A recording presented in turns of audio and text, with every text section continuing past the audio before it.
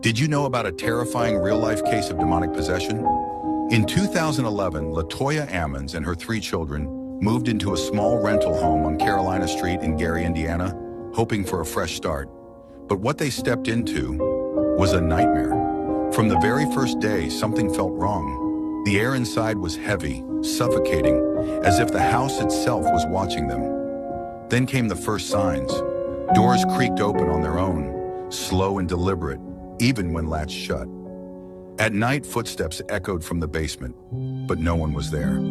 Then the flies came, large, black, and swarming, even in the dead of winter. No matter how many times they killed them, they always returned. And then, her children changed. Her 12-year-old daughter began speaking in a deep, guttural voice, not her own. She would laugh at nothing, her eyes dark with something unrecognizable.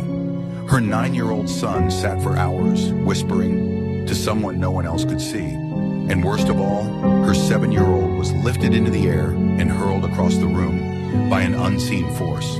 Terrified, Latoya turned to doctors, police, and even Child Protective Services, CPS. But no one could explain what was happening. Some called it hysteria. Others thought she was lying. But then, something happened that no one could deny. Inside a hospital room, in front of nurses, doctors, and social workers, her 9-year-old son did the impossible. Without warning, he walked backward up a wall, completely vertical, flipped over, and landed on his feet, all while unconscious. The nurses ran screaming. The doctors refused to stay in the room. Authorities launched an investigation. Police who entered the home reported seeing shadowy figures in the windows when no one was inside. Deep, animalistic growls were recorded on audio. Footprints appeared in the basement, leading nowhere.